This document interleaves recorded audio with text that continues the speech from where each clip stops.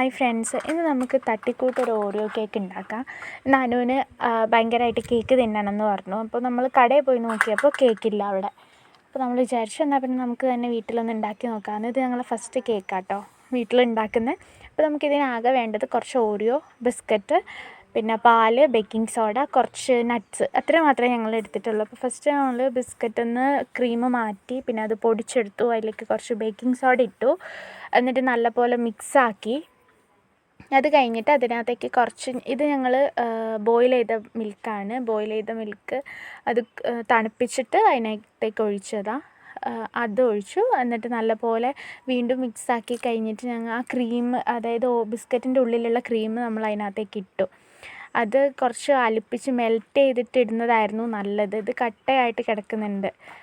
അത് മാത്രമേ ഒരു മിസ്റ്റേക്ക് പറ്റുള്ളൂ. അത് കഴിഞ്ഞിട്ട് പിന്നെ നമ്മൾ അതിനകത്തേക്ക് വീണ്ടും കുറച്ച് പാലൊഴിച്ചിട്ട് മിക്സ് ചെയ്തു. കുറച്ച് ലൂസ് കൺസിസ്റ്റൻസി ആവാൻ വേണ്ടിയിട്ട് വീണ്ടും കുറച്ച് പാലൊഴിച്ച് മിക്സ് ചെയ്തിട്ട് നമ്മളൊരു 30 മിനിറ്റ്സ് റെസ്റ്റ് ചെയ്യാൻ വേണ്ടി വെച്ചിട്ടുണ്ടായിരുന്നു.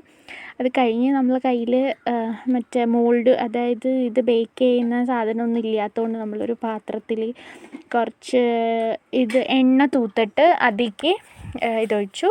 അത് കഴിഞ്ഞിട്ട് നമ്മളിങ്ങനെ ഇതിൻ്റെ ഉള്ളിലാണ് വെക്കുന്നത്. ഇതിൻ്റെ ഉള്ളിൽ വെള്ളം വെച്ചിട്ട് അതിൻ്റെ ഉള്ളിൽ വേറൊരു പാത്രം വെച്ചിട്ട് അതിൻ്റെ മേലെയാണ് ഇത് വെക്കുന്നത്. ഇതൊക്കെ കഷ്ടപ്പാടാണ് ഒരു കേക്ക് ഉണ്ടാക്കാൻ. അത് കഴിഞ്ഞ് പിന്നെ നമ്മൾ അതിൻ്റെ മേലെ കുറച്ച് നട്ട്സ് ഇട്ട് കൊടുത്തു. അതിൽ ഞങ്ങൾ ആകെ എടുത്തിട്ടുള്ളത് അണ്ടിപ്പരിപ്പ്, മുന്തിരി മാത്രം കേട്ടോ, വേറെ ഒന്നും എടുത്തിട്ടില്ല.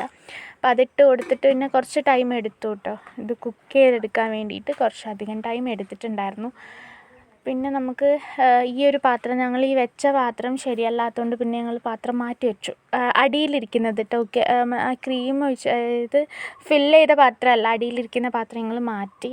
പിന്നെ കുറച്ച് ടൈം കഴിഞ്ഞപ്പോഴത്തേനും ഇത് റെഡിയായി വന്നിട്ടുണ്ട്. ഭയങ്കര ഓറിയോൻ്റെ ഒരു ഫ്ലേവർ ഉണ്ടായിരുന്നു. എനിക്ക് ഓക്കെ ആയിരുന്നു. അനുവിനും അമ്മയ്ക്കൊക്കെ നല്ലോണം ഇഷ്ടമായി.